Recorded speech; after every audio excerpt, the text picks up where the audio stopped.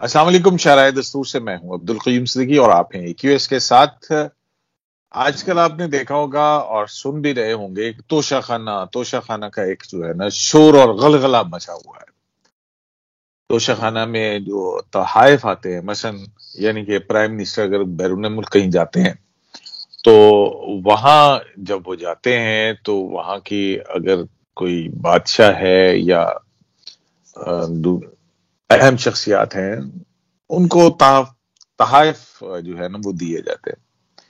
اب یہ توشہ خانہ کے وہ جو تحائف ہیں وہ کہاں جاتے ہیں, کس کے پاس جاتے ہیں؟ ظاہر ہے کہ ایک قانون کے تحت ہی یہ چیزیں جو ہے وہ آتی ہیں. اور یہ توشہ خانے کا یہ قانون ہے قانون کیا ہے, قانون کی نوعیت کیا ہے, یہ کیسے بنا, اس کا پس منظر کیا ہے؟ گو کہ اس حوالے سے بہت ساری باتیں ہو رہی ہیں اور پرائم منسٹر عمران خان کا ایک ساؤنڈ بائٹ بھی آپ دیکھتے ہوں گے جو آج کل چل رہا ہے, جس میں وہ حضرت عمر کی مثال دیتے تھے اور یہی بات کرتے تھے کہ توشہ خانے میں تحائف ملتے تھے اور تحائف کی بنیاد کے اوپر. اب انہی تحائف کی بنیاد کے اوپر تو جو ایک آصف علی زرداری اور دوسرے میاں محمد نواز شریف, ان کے خلاف 2 ریفرنسز بھی جو ہیں وہ مختلف عدالتوں میں زیر سماعت ہیں. تو آج ہم بات کرتے ہیں کہ یہ توشہ خانہ کا قانون جو ہے وہ کیا ہے, یہ کب درخواست آئی تھی اور اس کا پس منظر وغیرہ وغیرہ, اب تک اس میں قانون کی حوالے سے کیا کچھ ہوتا رہا ہے. تو میرے ساتھ موجود ہیں جناب خرم چغتائی, ایڈوکیٹ خرم چغتائی جو ہے وہ ان کی کافی اس حوالے سے ریسرچ ہے. تو خرم چغتائی صاحب یہ بتائیں گے کہ یہ جو قانون ہے یہ توشہ خانہ کا, یہ کوئی قانون ہی بنا ہوا ہے اور اس کا بیک گراؤنڈ کیا ہے؟ سنا ہے کوئی ایسٹ انڈیا کمپنی جب یہاں پہ آئی تھی, وہ جو یہاں راجہ مہاراجوں سے تحائف وصول کرتے تھے, تو اس حوالے سے کوئی چیز بنی تھی. کیا بیک گراؤنڈ ہے, ذرا کچھ ہمیں بتائیں گے آپ EQS لائیو کے ناظرین کو؟ ٹریجری جو ہوتی ہے اس کو توشہ خانہ کہا جاتا ہے. جبکہ ایسٹ انڈیا کمپنی کے حوالے سے جو آپ نے بات کی وہ یہ تھے کہ انگریز راج کے جو ملازمین تھے, جو افسران تھے, جو بر صغیر میں کام کرتے تھے, برٹش راج کو ریپرزینٹ کرتے تھے, ان کو جو تحفے تحائف ملتے تھے, یعنی یہ مہاراجوں راجواڑوں اور یہ جو یہاں پہ تھے ان کو جو لوکل ڈگنیٹریز سے جو انہیں تحفے ملتے تھے وہ توشہ خانہ میں جمع کروانا ضروری ہوتا تھا. وہ ملازم جو برٹش راج کے ملازمین تھے, جو ایسٹ انڈیا کمپنی کے جو ملازمین تھے, افسران تھے, ان پہ لازم تھا کہ وہ اپنے تمام ان تحفے تحائف کو توشہ خانہ میں جمع کروائیں, جو کہ رائل پراپرٹی کنسیڈر ہوگی. تو یہ 1947 تک یہ رائج رہا پاکستان بر صغیر میں یہ نظام, اور 1947 کے بعد انڈیا اور پاکستان میں بھی اسی نظام کو آگے چلایا گیا. توشہ خانہ جو بھی گفٹس آتے ہیں, جو تحفے تحائف آتے ہیں باہر سے, ہیڈ آف اسٹیٹس کے علاوہ باقی سول سرونٹس کو بھی گفٹس ملتے ہیں. ان کا گورنمنٹ سول سرونٹ ایکٹ جو کنڈکٹ رولز ہیں 1964 کے وہ اپلائی کرتے ہیں. جبکہ پاکستان میں کوئی خاص قانون نہیں ہے, یہ شروع سے ہی جو میمورنڈمز ہیں گورنمنٹ میمورنڈمز پہ چل رہا ہے, جبکہ انڈیا اور بنگلہ دیش میں باقاعدہ اس پہ قانون سازی ہے. اچھا, کچھ ہے یہ جو میمورنڈم ہے, یہ رولز ہیں یہ جو بنائے ہوئے ہیں, اس کے کیبنٹ ڈویژن کے بنائے ہوئے رولز ہیں نا جس کے تحت یہ رن کرتے ہیں, تو اس میں کوئی مالیت متعین ہے کہ کتنی مالیت تک کا تحفہ جو ہے وہ کوئی ہیڈ آف دا اسٹیٹ یا ہیڈ آف دا گورنمنٹ یا فارن منسٹر یا کوئی بھی ڈیلیگیشن جو ہے وہ وصول کر سکتا ہے؟ کچھ اس کی کوئی وہ ہے بیس لائن؟ صاحب یہ مختلف ادوار میں مختلف بیس لائنز تھی. 76 سے یہ پہلا آفس میمورنڈم جو ہے وہ ایشو ہوا تھا کیبنٹ ڈویژن کا, اور اس میں مختلف ادوار میں مختلف جو پروویژنز رہی ہیں, مختلف کرائٹیریاز رہے ہیں. آج کل 30,000 یا 30,000 سے کم مالیت کا جو تحفہ ہے وہ کوئی بھی ہیڈ آف اسٹیٹ جو ہے وہ اپنے پاس رکھ سکتا ہے, جبکہ سول سرونٹس کے لیے اس کی مالیت جو ہے وہ 5,000 تک ہے. اچھا، اس سے زیادہ کا تحفہ نہیں لے سکتے ہیں؟ اس سے زیادہ کا تحفہ جو ہے وہ رکھ سکتے ہیں، اس کی قیمت ادا کر کے، اس کی ایک اسیسمنٹ ہوتی ہے، اس کی ایک اسیسمنٹ ہو سکتی ہے، مطلب کہ 30,000 تک کا تحفہ تو وہ ویسے ہی رکھ سکتے ہیں اگر ہو، لیکن اگر اس سے زیادہ مالیت کا کوئی تحفہ ہوگا تو وہ پھر آپ کو اس کے لیے سرٹن رولز ہیں کہ مطلب جیسے کہ جو ہے وہ آصف زرداری صاحب کے اوپر ہے کہ جناب وہ ایک BMW جو تھی وہ اس کی مالیت کچھ زیادہ تھی اور کم مالیت دی گئی، 15% دے کے وہ لے لی گئی. اور اسی طرح سے یوسف رضا گیلانی جو نواز شریف صاحب کے خلاف ریفرنس ہے، وہ ایک مرسڈیز تھی جو کہ 42 لاکھ روپے تھی، لیکن انہوں نے اس کے 15% دے کے اور وہ کچھ 6.5 لاکھ روپے کے اندر وہ جو ہے وہ مرسڈیز لی، تو اس کا وہ ریفرنس جو ہے وہ وہاں پہ بنا ہوا ہے. تو ریفرنس جب یہ الاؤ تھا رولز کے اندر، تو پھر یہ اس میں کرپشن کا عنصر کیسے ڈٹرمن ہوگا؟ دیکھیے وہ اس میں جو میں نے وہ ریفرنس تو نہیں پڑھا، لیکن جو نیوز رپورٹس ہیں اس میں ان کی ایلیگیشن یہ ہے کہ جو رولز ریلیکس کیے گئے تھے وہ 15% کی ڈٹرمنیشن کے لیے، اور جو پیمنٹ پروسیجر تھا، کیونکہ دیکھیے اس کی جو اسیسمنٹ ہوتی ہے، اس کی جو ویلیویشن کا کیبنٹ ڈویژن کے میمورینڈم میں ایک پروسیجر دیا ہوا ہے کہ جی FBR کے جو اپریزرز ہوتے ہیں اور جو پرائیویٹ اپریزر ہوتے ہیں وہ کس طرح اس کی ویلیو ڈٹرمن کریں گے. اتفاق کی بات یہ ہے کہ اس میں میکسیمم فیس جو ہے وہ 2% یا 2,000 ہے، وچ ایور از لیسر. تو 2,000 روپیہ دے کر آپ نے اس تحفے کی ویلیویشن کروانی ہے، جبکہ اسی طرح وہاں انڈیا میں اور بنگلہ دیش میں پروسیجر ذرا ڈفرنٹ ہے، بڑا ڈیٹیلڈ میکنزم ہے، وہاں مارکیٹ ویلیو ہے. اور یہاں پاکستان میں پہلے وہ 15% دیتے تھے، اب 50% ہے، جبکہ انڈیا اور بنگلہ دیش میں آپ کو پوری جو اس کی قیمت ہے، جو market value, assessed market value ہے، وہ ادا کرنی پڑتی ہے. تو اتنا کریڈٹ جو ہے، ویسے شہباز گل صاحب جو بات کر رہے ہیں اس میں تھوڑی سی بات ضرور ہے کہ پچھلی حکومتوں میں یہ جو چینج آیا ہے، یہ 2018 میں PTI گورنمنٹ کے بعد 15% سے اس کو 50% پہ لے گئے. ہاں مطلب 15% پہ کرپشن ہے اور 50% پہ کرپشن نہیں ہے، یہ کہہ رہے ہیں آپ؟ میں یہ بالکل قطعا نہیں کہہ رہا. دیکھیں وہ جو ناب کی جو ریفرنس ہے، اس کے کانٹینٹ اور اس کی ایلیگیشن جو ہیں وہ تو نیب کے پروسیکیوٹرز اور نیب خود بہتر بتا سکتی ہے. لیکن ہاں جہاں تک یہ بات ہے کہ اس میں جو ریلیکس کیا گیا ہے، کیا اسیسمنٹ ہوئی ہے، جو انفارمیشن مانگی گئی ہے مختلف فورمز کی جانب سے، سوال تو آپ کا میرا خیال ہے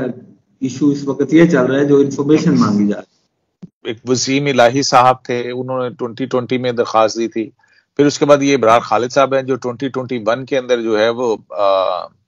انفارمیشن ایکٹ، جو رائٹ ٹو انفارمیشن ایکٹ ہے. تو اب مجھے یہ بتائیں کہ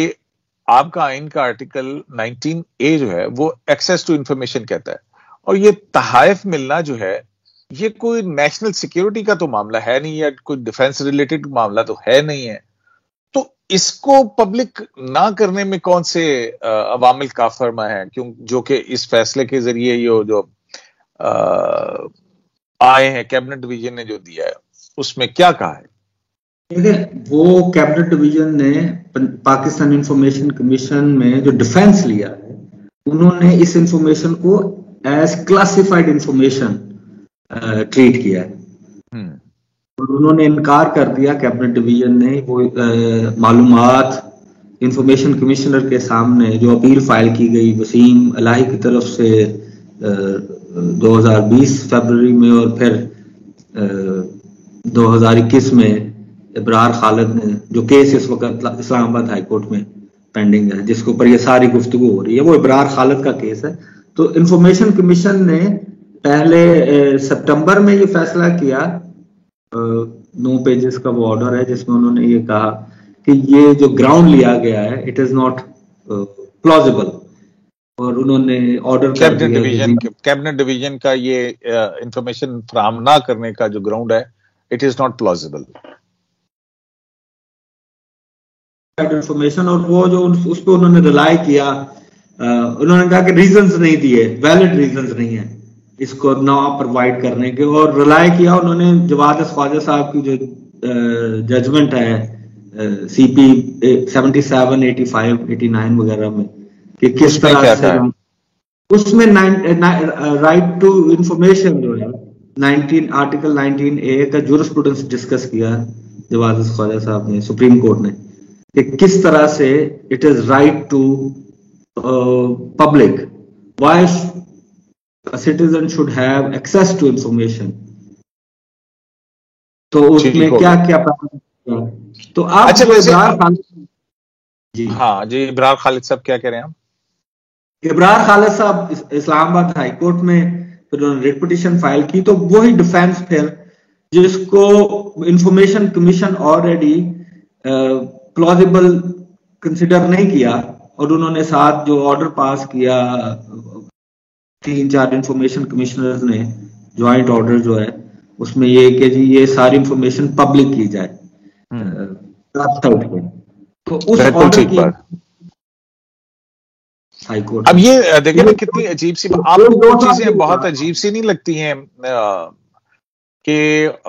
آپ کو یاد ہے کہ ابھی ویمن ایکشن فورم جو تھی اس نے ایک اپلیکیشن دی تھی، اور پھر اس کے بعد ایک اور اپلیکیشن آئی تھی جس میں ججز جو ہیں ان سے مانگا گیا تھا کہ جی ان کو کیا امراءات ملتی ہیں، ان کی پراپرٹی کتنی ہے، ان کے نام پہ پلاٹس کتنے ہیں، اس ساری انفارمیشن جو ہے وہ مانگی گئی تھی کہ بھئی کس کے نام پہ بیوی بچوں کے نام کے اوپر ہے۔ اچھا، ہمارے ہاں جو مثال موجود ہے وہ یہ ہے جسٹس قاضی محمد عیسیٰ جو ہیں ان کی ہے کہ انہوں نے اپنے جو ان کو امراءات ملتی ہیں، جو ان کے ایسٹس ہیں، ان کی ڈیٹیلز جو ہیں وہ انہوں نے سپریم کورٹ کی ویب سائٹ پہ ڈال دی۔ لاہور اسلام آباد ہائی کورٹ کے ججز نے بھی بتایا کہ جناب نے انہوں نے کہیں کسی سرکاری اسکیم سے کسی نے کوئی پلاٹ نہیں لیا ہے، لیکن یہی بات جو ہے وہ سپریم کورٹ کے جو ہے وہ رجسٹرار اس نے کہا کہ جی جناب یہ انفارمیشن تو قطعاً نہیں دی جا سکتی ہے۔ تو یہ ایسی کون سی اس کے اندر راز چھپے ہوئے ہیں کہ یہ آپ نہیں دے سکتے؟ اگر آپ کی ٹھیک ٹھاک پراپرٹی ہے، آپ نے فیئر مین سے بنائی ہے، تو اس میں کیا امر مانے کیا ہے؟ وہ تو رجسٹرار صاحب بہتر بتا سکتے ہیں کہ انہوں نے، یا جو نان ڈسکلوجر ہے ان کے پاس اس کی کیا ریزنز ہے۔ جبکہ آپ یہ توشہ خانہ میں گفٹس جو ہے وہ ججز کو بھی گفٹس ملتے ہیں فورن ٹرپس پہ، اور وہ جو آفیشلز ہیں توشہ خانہ رولز جو ہے آفس میمورنڈم جو ہے اس میں چیف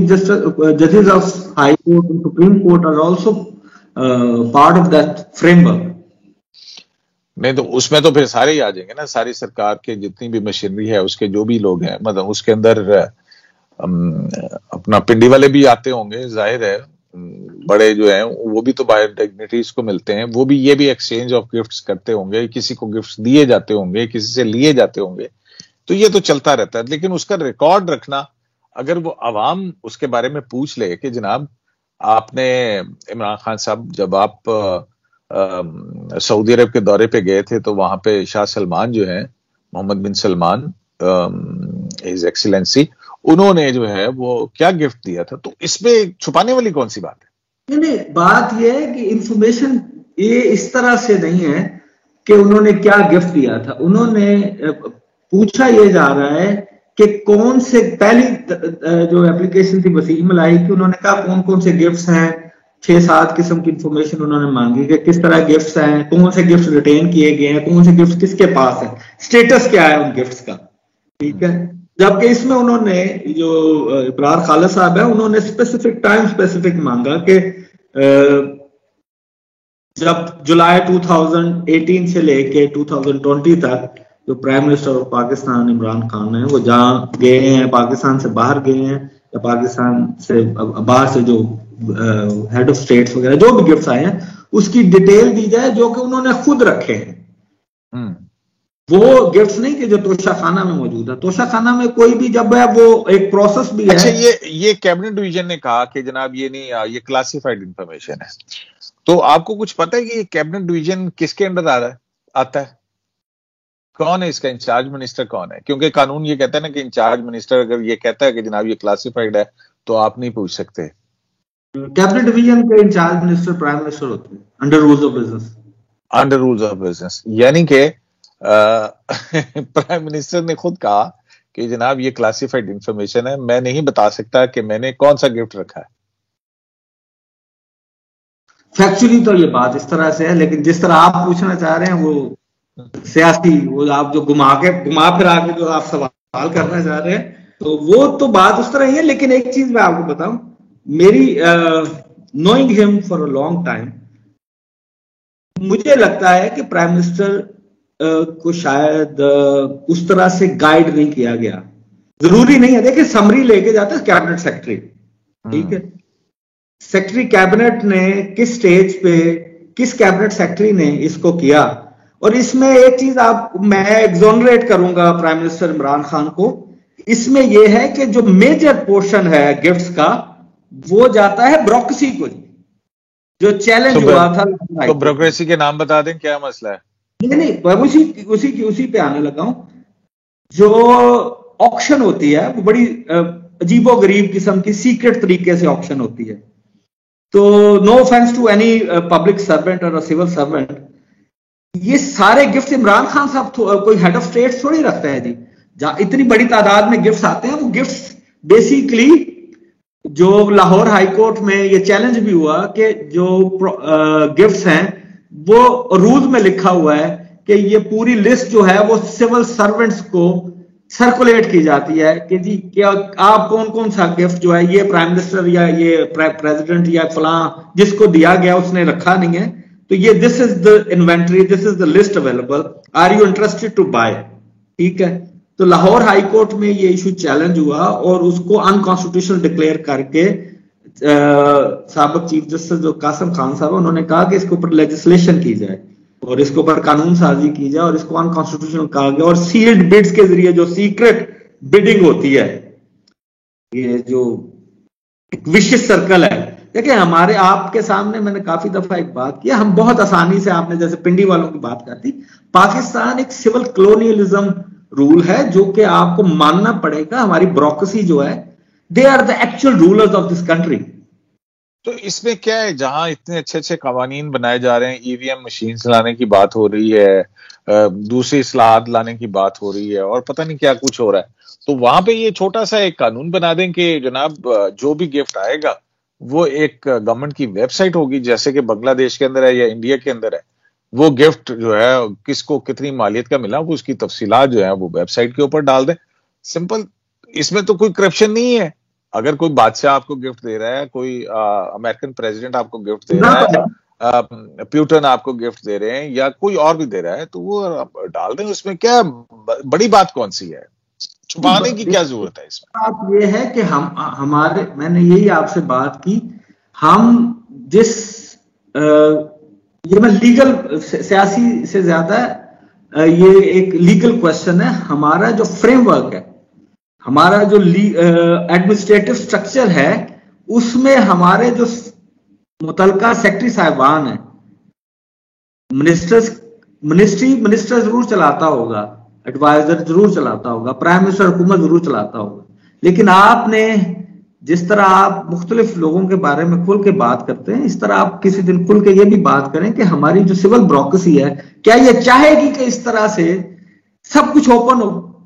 پالیٹیشینز کو تو آپ ہر دفعہ نہ ہے, دیکھیں اس ملک میں دیکھیں بات یہ ہے کہ بدنام تو پالیٹیشین ہوتا ہے نا. اب دیکھیں نا چغتائی صاحب, ہم بات کیا کر رہے ہیں, بات یہیں سے شروع ہوئی نا کہ g prime minister Imran Khan نے, اب یہ دیکھیں نا پرائم منسٹر عمران خان کے گفٹس کے حوالے سے کہ انہوں نے کون کون سے گفٹس اپنے پاس رکھے ہیں, اور شاید کسی ٹیلی ویژن انٹرویو میں ندیم ملک صاحب جو تھے وہ ان کے حوالے سے کچھ انہوں نے کہا بھی تھا کہ پتہ نہیں کہاں سے ان کو کون سی گھڑی ملی تھی, گھڑی تھی یا کون سا گفٹ تھا, جو اس کی انہوں نے کچھ پرائس دیکھے اور پھر باقی لی اور پھر اس کو بیچا اور بیچ کے کو بنی گلا کی سڑک وڑک بنوائی. تو بات یہ ہے کہ پالیٹیشین کیوں بدنام ہوتا ہے, پالیٹیشین یہ قانون سازی کیوں نہیں کرتے ہیں کہ جناب جو بھی اس قسم کے گفٹس آئیں گے وہ ریکارڈ پہ آئیں گے, اور ریکارڈ پہ آئیں گے نیشنل اسمبلی کی ویب سائٹ یا پرائم منسٹر ہاؤس کی ویب سائٹ یا کیبنٹ جو بھی کابینہ کی ویب سائٹ ہے اس کے اوپر جو ہے وہ ان کی ڈیٹیلز آ جائے کریں, کون سا گفٹ کتنی مالیت کا کب ملا. یہ قانون سازی جو ہے پاکستان کا سب سے بڑا ڈیلما یہ ہے کہ قانون سازی کا جو پورا میکنزم ہے آج بھی منسٹری آف لا اپنی جگہ پہ ہے, پارلیمنٹری افیئرز ڈویژن اپنی جگہ پہ ہے, آج بھی کنسرن ڈپارٹمنٹ جو ہے، کنسرن ڈپارٹمنٹ کے جو لوگ ہیں، جو سیکٹریز ہیں، جو بیوروکریسی ہے، وہ لیجسلیٹو پرپوزل بھجواتے ہیں. اور جب بھی اگر فرض کریں کیبنٹ کوئی ڈیسائیڈ بھی کر دیتی ہے کہ جی اس مدے پہ، اس مسئلے پہ ہم نے قانون سازی کرنی ہے، تو وہ جو ریڈ ٹیپزم ہے کہ اچھا یہ جب جائے گا، یہ قانون سازی ہوگی، فرض کریں فیڈرل گورنمنٹ ڈیسائیڈ بھی کر دیتی ہے کہ ہم نے اس پہ پراپر قانون سازی کرنی ہے، اور اس کا جائے گا جی تمام ڈویژنز کے پاس ایک کنسلٹیٹو پروسیس ہوگا، ہر سیکٹری کو اس کے کمنٹس مانگے جائیں گے، ministry of foreign affairs, ministry of internal affairs, external affairs, آپ کے کیبنٹ ڈویژن ہے، ہر منسٹری. اور اسی طرح یہ قانون جو کہ اصل میں پولیٹیشنز کے بارے میں نہیں ہے، یہ اصل قانون، یہ جو میمورنڈم ہے، یہ ڈیل کرتا ہے ان گفٹس کو. دیکھیں پرائم منسٹر کوئی بھی ہو، چاہے نواز شریف ہو، زرداری صاحب پریزیڈنٹ ہو، عمران خان صاحب ہو، ان کے پاس وہ کتنے گفٹس ہو سکتے ہیں جو کہ وہ خود ریٹین کر لیں. بہت ہزاروں سینکڑوں کی تعداد میں ایک پرائم منسٹر یا ایک ہیڈ آف اسٹیٹ کو گفٹس ملتے ہیں. وہ سارے وزیر اعظم یا صدر نہیں لے کے چلے جاتے، ٹھیک ہے. وہ بعد میں آکشن پروسیجر ہے، اور وہ آکشن پروسیجر بڑا سیکرٹ، بڑا ایک پاکیزہ قسم کا وشیس سرکل میں ہے، جس کو لاہور ہائی کورٹ نے انکانسٹیٹیوشنل ڈکلیئر کیا ہے کہ اس کو اوپن ہونا چاہیے. اور جن کے بارے میں بہت شکریہ. ہمارا ٹائم جو ہے وہ کچھ زیادہ ہو گیا ہے. اپنا بہت شکریہ. آپ کے ساتھ اس معاملے کے اوپر بات کرتے رہیں گے. تو جناب جو نٹ شیل ہے وہ یہی ہے کہ یہ رولز آف بزنس یا میمورنڈم کے ذریعے جو ہے وہ توشہ خانہ کے کاروبار جو ہے وہ چلایا جا رہا ہے. ضرورت اس بات کی ہے کہ یہاں تک کہ لاہور ہائی کورٹ نے بھی ان میمورنڈم یا رولز جو ہیں کیبنٹ ڈویژن کے اپنے ہی بنائے ہوئے ان کو انکانسٹیٹیوشنل ڈکلیئر کیا اور اس کے اوپر قانون سازی کے لیے زور دیا گیا. اب ہم دیکھیں تو بنگلہ دیش اور انڈیا میں جو ہے وہ انہوں نے باقاعدہ اس کے اوپر قانون بنا دیا، اور جب بھی کسی کو رائٹ ٹو انفارمیشن کے تحت انفارمیشن چاہیے ہوتی ہے تو وہ مل جاتی ہے. لیکن ہمارے یہاں مثالیں جو ہیں وہ کچھ جس کو کہتے ہیں وہ پسندیدہ نہیں ہیں، بہت ہی تکلیف دہ قسم کی ہیں. کبھی ایک پرائم منسٹر کو اگر کوئی نیکلس ملتا ہے تو وہ نیکلس ٹریول کر کے کسی اپنی بیگم کے پاس چلا جاتا ہے، کہیں جو ہے وہ گاڑی کا معاملہ آتا ہے، کہیں کچھ ہوتا ہے. لیکن یہ سب کچھ بھی اگر میمورنڈم کے اندر ہے اور رولز میں اس کی گنجائش ہے تو پھر سوال یہ پیدا ہوتا ہے کہ کیوں پھر ماضی کے حکمرانوں کے اوپر جو ہے وہ کرپشن کے سکینڈلز پھر کیوں بنائے جاتے ہیں. کیا سوال یہاں پہ پھر یہ پیدا ہوتا ہے کہ اگر 15% کی قیمت ادا کر کے وہ گفٹ والا اپنا لے سکتا ہے تو وہ کرپشن ہے، اور اگر آپ 50% رقم ادا کر کے اور وہ گفٹ اپنے پاس رکھتے ہیں اور پھر عوام کو بتاتے بھی نہیں ہیں کہ کون سا گفٹ آپ نے اپنے پاس رکھا، تو یہ کرپشن نہیں ہے. یعنی کہ اگر 15% بھی کرپشن کے اس میں آتا ہے تو 50% کیسے کرپشن میں نہیں آتا. اور ہم کیوں اس بات کو نہیں دیکھتے کہ جہاں قومی خزانے کو بہت سارے مالی مسائل کا سامنا ہے وہاں وہ گفٹ اسی مارکیٹ ویلیو کے اوپر اسیس کر کے کیوں نہیں لیے اور خریدے جاتے. تو اس پہ ہم مزید بھی دیکھیں گے کہ اور کن کن اینگل سے بات کر سکتے ہیں. خرم چغتائی صاحب، آپ نے ہمیں بتایا کہ یہ توشہ خانہ کا ایسٹ انڈیا کمپنی سے چلتا ہوا قانون جو ہے وہ آج بھی رائج ہے میمورنڈم یا رولز کی صورت کے اندر. دیکھتے ہیں اگر اپوزیشن اتنی ہی وہ ہے تو اپوزیشن کو چاہیے کہ وہ اس حوالے سے کوئی بل جو ہے وہ قومی اسمبلی کے اندر انٹروڈیوس کروائے، اور اس میں بھی آپ کو پتا ہے کہ پھر سامنے آ جائیں گی چیزیں کہ آیا کون اس کے حق کے اندر ہے اور کون اس کے مخالف ہے. شرائع دستور سے عبدالقیوم صدیقی کو AQS لائیو سے اجازت دیجیے. اللہ نے کے بعد.